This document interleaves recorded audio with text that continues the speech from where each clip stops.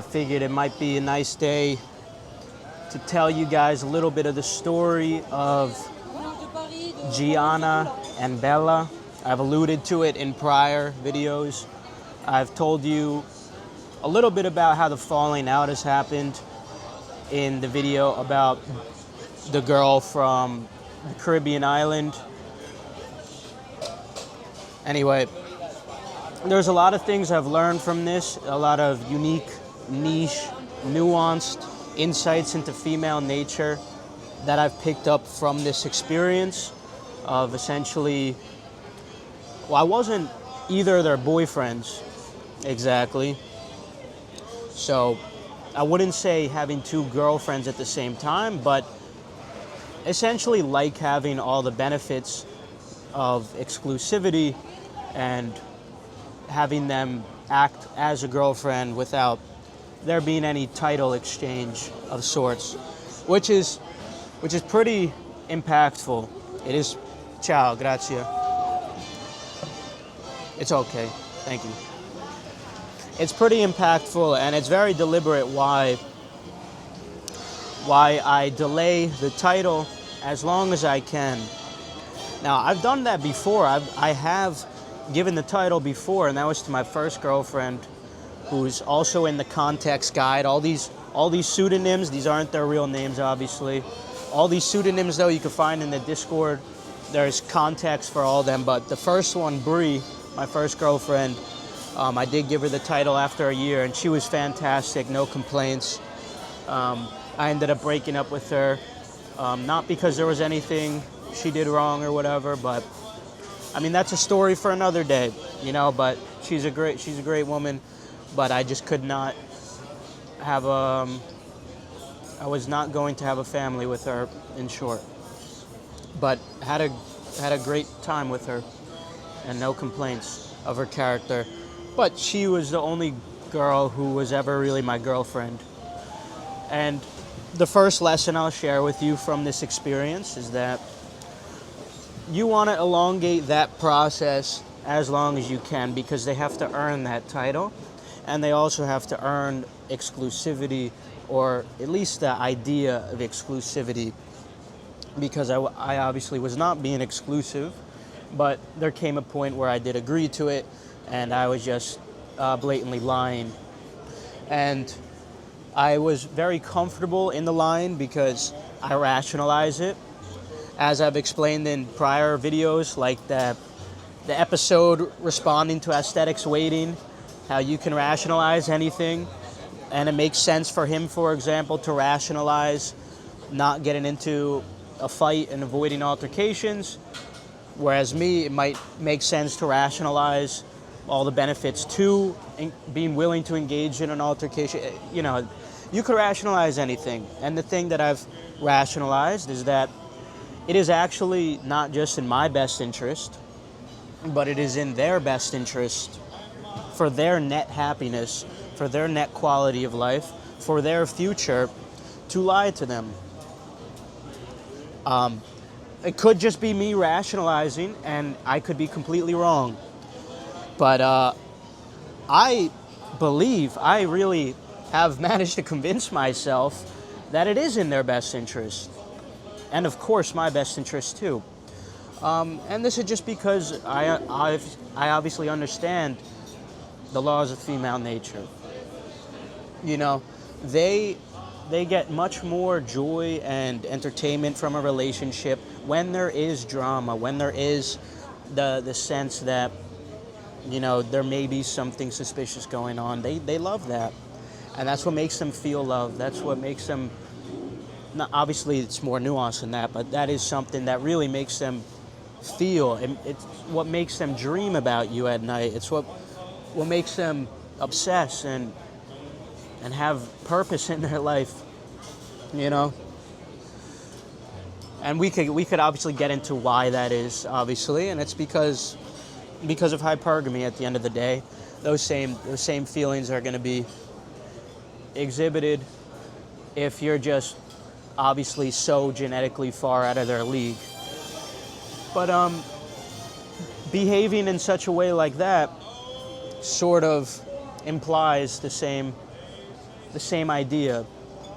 And so it really does lead to a more interesting and more fun relationship for them when you are not being exclusive.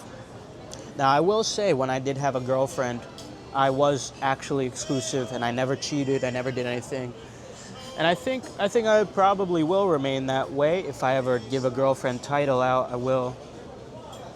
I mean, who knows? I don't know. I'm not trying to seem like I'm a good person or whatever. So, it is what it is. You could think what you like.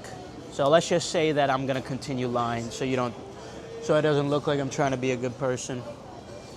But yeah, that's one of the main takeaways from this situation. Before I even get into the details, that they have such a better time when you are creating drama. And there were plenty of situations where both of them, thought something was up. They would leave little things in my house that they would find, hairs, marks on the pillow, stuff like that. And all this, what did it do? It just strengthened the relationship. And ironically, as I was seeing both of them, there was a period where I started seeing 2 other girls casually as well. So there was 4 in the picture at once. And I believe that the dynamic between all of them was the healthiest at that point.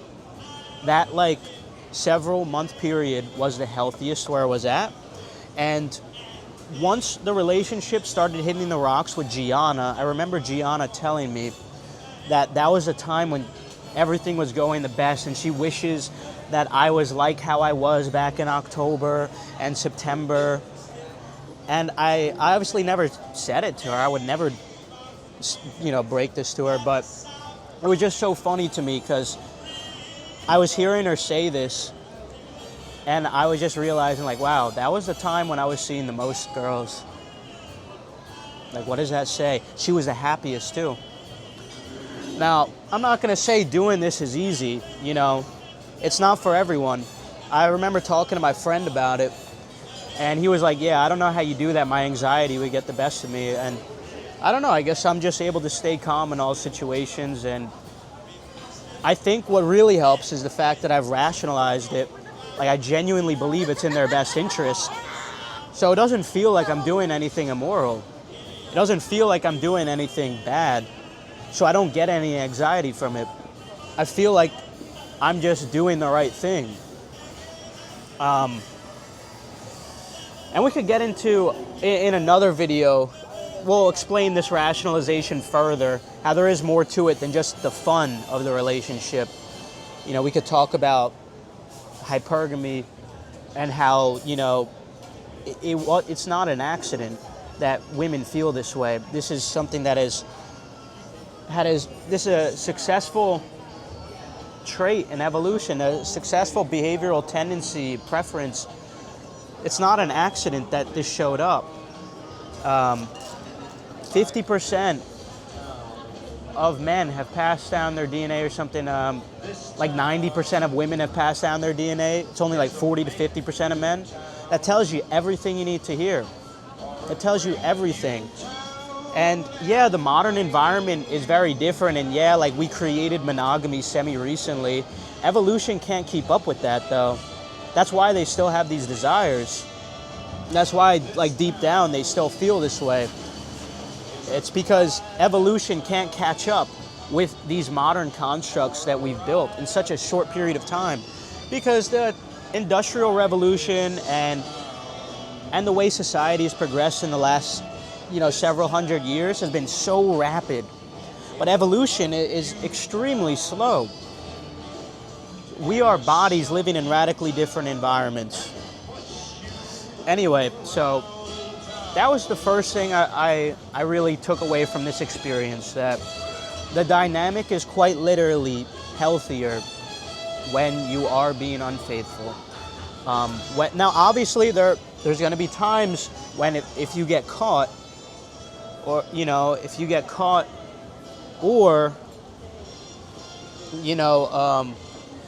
currently the approach that I'm going with the 3 girls that I'm seeing, you could see in the doc, I'm just being very open with them. So I'm trying that approach as well. And if you're being very open with them and being honest about the fact that you're seeing other women, that works. That works up to a point, and it actually benefits you because, like, damn, he's got it like that to be honest and upfront about it too. So that works in your favor more, but eventually it's going to come to a point where you will have to agree to some ultimatum. Like they're either going to say like, you have to be exclusive with me or I can't do this anymore. And you could reject that and they'll still like see you because they'll still desire you, but eventually their discipline will take over. And even though they'll be obsessed with you and love you more than anyone, they're still going to force themselves away from you. So if you really do want to elongate it further, like beyond the year mark, because that's where I notice, at least so far with these 3 girls I'm seeing, like things usually stop working. Because I'm noticing, you know, shit's starting to hit the fan a little bit with 2 of them. Not the 3rd, but 2 of them, now that we're about a year in. And I've just been open and honest about seeing other girls. So it's pretty honest that they're going to want me to be exclusive, want me to, you know, agree to that. So once it comes to that point, I'm saying, once it comes to that point where you have to agree to it, then if you get caught lying, there are consequences, but usually she's going to like you enough where it's just going to be temporary. So I'll explain, you know, there was a situation with Gianna where it was very clear that, you know, I had been with someone else, and it seemed like she was going to leave me for, you know, like 2 days or so, and I just kept my cool, and then she ended up forgiving me after you know, like 72 hours, and, you know, it was a little bit rocky at first, like for a week or so, but after that time had passed, it was like the desire was higher than ever, like the relationship quality was better than ever. And that October period I talked about actually came after that. So it's funny how it works. So that was a bit of a tangent, but I was saying that there will be consequences if you do get caught. And as I was saying, like, this isn't super easy for everyone, and there definitely was a lot of work involved in keeping this up. Like, you'd be surprised how much money I spent on laundry detergent, you know, detergent and softeners, how frequently you have to wash your pillowcase and everything. Thank you. Grazie. Yeah, you could just put that here for now. Yeah, it's perfect. So it's on this side, right? Yeah, perfect. Thank you, brother.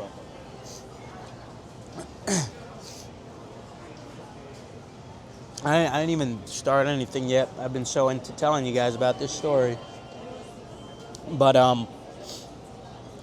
yeah, it's not for everyone. And you definitely need to be intelligent about things. You need to move pretty strategically. It's not for everyone. Like, not everyone could do this. But, like I said, I do think the relationship quality was just so good because of this. Literally because of this. So that's the primary takeaway. I haven't even gotten into any of the story, and that's going to be way too long of a video to make all in one. So we're not going to get into all of the details. I think what I'll talk about instead is how it fell out and how that ties into what I was discussing. How it fell out, and it was precisely the opposite of what I had been explaining. So there were as the relationships progressed, obviously, you know, we got closer. You know, I start caring about them. It's weird, like I didn't like love them like a partner. It was more like a fatherly kind of love. And don't think that's like a weird incest thing. It's like I felt a care for them. Like I felt the duty to care for them, like protect them. It was interesting, you know, and it is love still. It's a different kind of love, though. And I will say that I had an incredible experience all throughout, and I'm very grateful for every bit of it. And motherfucker, I have to remember to edit that. And Bella is actually still in my life now. So we took a break after she had found out about me. You know what? I'm gonna have my fucking dinner, and then I'll get to this part of the story.